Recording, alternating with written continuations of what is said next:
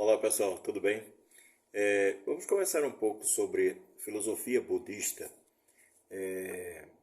uma teoria, né, que nos acaba agradando muito. A filosofia budista acaba trazendo aspectos que nos agrada muito, que nos interessa e que obviamente que desperta toda essa vontade de ler, de conhecer, de estudar um pouco.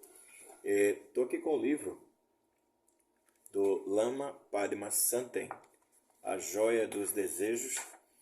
Tive a oportunidade de ver uma palestra do Lama no ano de 2004, está aqui assinado pelo próprio Lama, uma pessoa extraordinária, de um coração muito bondoso, pelo menos publicamente, né? Pessoalmente acabou passando essa imagem também, e que ele nos ofertou no dia 7 de novembro de 2004, a mim e minha esposa Gilmara, A Joia dos Desejos, vivam a joia ilimitada onde estiverem. Padma-Santen. Eu vou trazer aqui no capítulo 4, fala sobre processo cognitivo.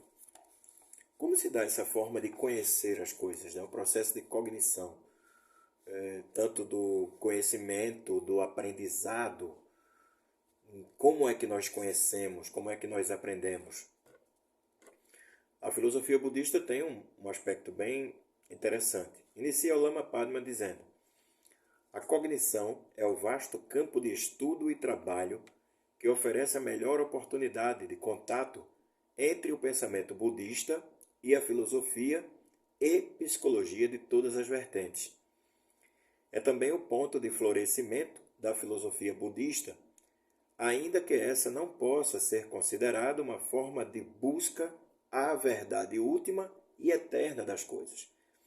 Ele faz um discernimento entre a filosofia budista e a filosofia em geral, que busca essa verdade última e, se possível, eterna das coisas. Como filosofia, o budismo é somente uma forma relativa, condicionada e passageira de sistematizar conhecimentos do mundo e do processo de cognição, de modo que seja possível o reconhecimento dos condicionamentos mentais dentro de seu próprio contexto. E, por último, o reconhecimento dos condicionamentos mentais dentro de seu próprio contexto e, por último, o reconhecimento da natureza da libertação. Porque o budista ele busca a libertação, o desapego das coisas materiais, das coisas temporárias, para assim obter a possibilidade de vida melhor. Reconhecer a condição humana, a contaminação mental, inerente a todo o processo cognitivo e a natureza da liberação, é tudo o que a filosofia budista pretende em termos de filosofia. É o seu limite. Nesse ponto, inicia-se a prática budista propriamente dita, que visa a depuração de todo o condicionamento inconsciente para que a operação mental possa vir a manifestar a completa ausência de jogos cegos e de condicionamentos automáticos ocultos. O que é que ele fala nesse último parágrafo? A prática budista do dia a dia, ela visa depurar todo o condicionamento inconsciente, tudo aquilo que nós adquirimos de forma inconsciente e que acaba sendo introduzido em nós, para que a operação mental, e aí você começa a trabalhar a mente, possa vir a manifestar a completa ausência de jogos cegos e de condicionamentos automáticos ocultos. O que seria a ausência de jogos cegos? Jogos cegos são aqueles que a gente joga sem saber por que joga. Então, várias situações que nós acabamos fazendo, mas não sabemos por que fazemos. E acabamos aprisionados a determinado tipo de vida que nós não sabemos por que estamos vivendo aquela vida. E essa condição acaba nos trazendo sofrimento. Além da ausência de jogos cegos, condicionamentos automáticos ocultos. Quantos condicionamentos que nós trazemos da nossa adolescência, da nossa infância, né? Quem acredita em vidas passadas, de outras vidas, e esses condicionamentos são automáticos e a gente continua sem perceber agindo da forma como a gente não quer agir, mas acaba agindo. Contaminações dos objetos.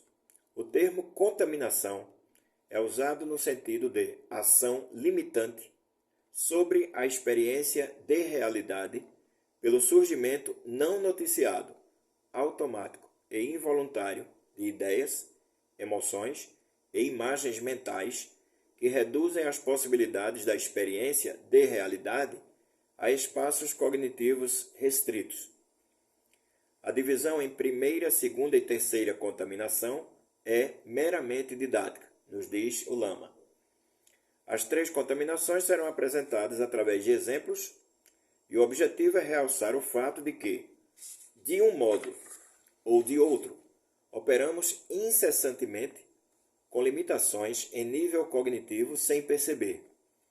As limitações aqui mencionadas se introduzem como os 6 ladrões, ou seja, ele coloca entre aspas os 6 ladrões, como a operação condicionante que se dá oculta dentro das mentes associadas aos 5 sentidos físicos e também na mente abstrata. Por exemplo, uma primeira contaminação. Seguramos um livro em nossas mãos. Pronto, bom que o exemplo está bem aqui. Seguramos um livro em nossas mãos. O livro é inequivocadamente um livro. Podemos apalpá-lo, folheá-lo, examinar o texto. Verificamos facilmente que há uma posição correta para que ele possa ser lido. Podemos identificar em que língua foi escrito. Podemos sentir claramente a completa concretude do livro. É inequívoco.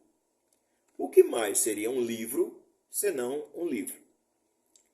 Essa é a primeira contaminação mental da visão, a que surge no trato com objetos concretos, a que dá realidade única e inequívoca aos objetos concretos com que lidamos. Na filosofia, nós vamos chamar de fenômeno, aquilo que aparece. Por que seria isso uma contaminação mental? Em que sentido há algum equívoco nessa compreensão tão evidente e clara, né? Você deve estar se perguntando isso. Ora, isso é claro, isso é óbvio, né? Voltemos ao livro.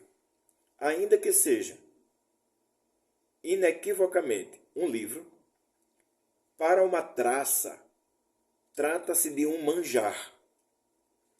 Estaria a traça equivocada? Haveria algum erro de avaliação ou de percepção no comportamento da traça?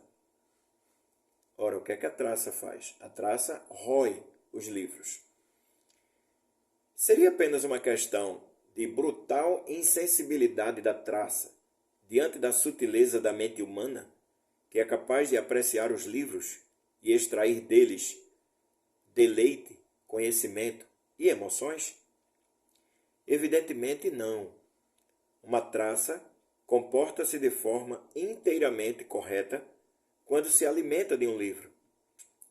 Da mesma forma, nós não estamos cometendo erro algum quando vemos e utilizamos um livro. As interpretações não se contrapõem, mas se complementam. É alimento e casa para a traça, e livro para os humanos. Nesse ponto, podemos entender melhor o que significa essa primeira forma de contaminação mental, que ocorre quando interpretamos de forma automática e condicionada os estímulos sensoriais que nos atingem. Essa primeira forma de contaminação é admitir que os objetos que nos surgem aos sentidos e à mente sejam um tipo de realidade concreta pré-existente, independente de nós, com a qual estamos nos relacionando. O surgimento do livro como algo separado é completamente convincente. Não nos permite qualquer distanciamento ou defesa. É cristalino, não tem sombras e não exige esforço. Agora vamos para a segunda contaminação. segundo o Lama Padmasambhava.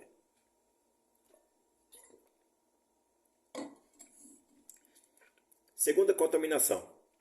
Vemos um cubo transparente desenhado numa folha de papel. Quem não concordaria que se trata efetivamente de um cubo? Quem não concordaria com sua realidade, com a existência de seus 6 lados, 12 arestas, 8 vértices? Qualquer pessoa que visse um número diferente de arestas, vértices ou lados estaria equivocada. A imagem do cubo penetra em nossas mentes sem deixar sinais. Parece inteiramente natural e completamente correta. Somos completamente indefesos diante disso. Lembre, da imagem do cubo desenhado. Em quantas dimensões está o desenho? 2, pois está no plano. Quantas dimensões tem o cubo? 3. Como isso é possível? O desenho em 2 e o cubo em 3 dimensões. Adicionamos uma dimensão mentalmente. É visível e claro que fazemos isso de forma completamente natural e automática. E fazemos mais. Quando fitamos os vértices A e B separadamente, abre aspas, faça a experiência, fecha aspas, vemos clara e nitidamente cubos em diferentes posições. Como isso é possível se o cubo desenhado não foi alterado? É o mesmo que sempre foi? Como é possível que uma mesma realidade concreta, o desenho, seja capaz de oferecer-se como realidades diferentes, objetivas, ao mesmo observador, sem que qualquer mudança externa seja realizada? Essa é a segunda forma de contaminação. Atribuir uma realidade concreta, imediata, sem esforço, a objetos abstratos. É o mesmo fenômeno das imagens vistas na televisão e no cinema, dos sons ouvidos no rádio, das pinturas artísticas, das fotografias e das formas vistas nas nuvens. O que é bem interessante, o que se passa para a gente e acabamos trazendo como verdade, como o desenho, o cubo desenhado, como a imagem na televisão, como o som que nós ouvimos no rádio ou de uma música, por exemplo. Aí o Lama nos traz a terceira contaminação. Examinemos os objetos que nos rodeiam. Observe a forma pela qual eles nos surgem como uma realidade permanente e separada de nós. Afinal, como tomamos consciência e dizemos que um objeto existe? Através de suas características. Um objeto sem características é o que chamamos de inexistente. Isso não se aplica apenas a objetos concretos, mas a abstratos também. As características não precisam ser objetificáveis e universalmente aceitas, mas meramente existentes, mesmo que isso valha apenas para uma pessoa. Em qualquer desses casos, considera-se que as características existem, concretas, abstratas ou até mesmo delirantes. Sendo assim, aqui está a terceira forma de contaminação do processo cognitivo, o processo do conhecimento. Quando falamos em características, está implícito que o objeto em foco é o possuidor dessas características. Mas o que significam as características de um objeto? Na tradição Zen, existe o koan, uma pergunta feita para quebrar a rigidez da visão. O mestre bate uma mão espalmada contra a outra e pergunta ao discípulo: qual é o som que surge de apenas uma das mãos? Não há resposta possível. Batemos a mão espalmada sobre uma mesa, depois sobre um livro, na parede e em uma cadeira. Cada objeto produz um som diferente.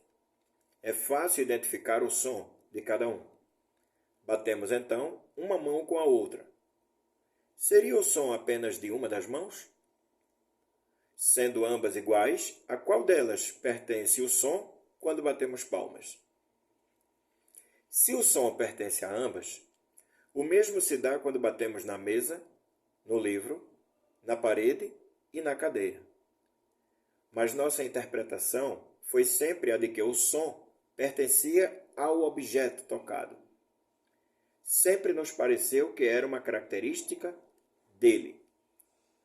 Essa é a forma mais sutil de contaminação mental do processo cognitivo, a que, implicitamente, atribui realidade separada a objetos e observador. Todas as características que podem ser encontradas em objetos, nomeadas ou classificadas, são o resultado desse tipo de simplificação. A crença em que o objeto pode revelar características próprias. Em nenhum momento consideramos que qualquer característica é apenas uma espécie de interpretação automática de um processo de relação. Essa atitude está na base da linguagem, que só existe na crença da separação entre objeto e observador. É assim que tudo é descrito e pensado. Fantástica, né? A reflexão do nosso querido Lama Padmasambhava no livro A Joia dos Desejos, falando sobre o processo cognitivo na filosofia budista. Continuaremos mais adiante reflexões sobre esse livro e também sobre a própria filosofia budista. Não esqueça de assinar o nosso canal, siga-nos, comente, espalhe, compartilhe. O seu comentário, o seu like é muito importante para o nosso canal. Pedimos a sua ajuda. Grande abraço.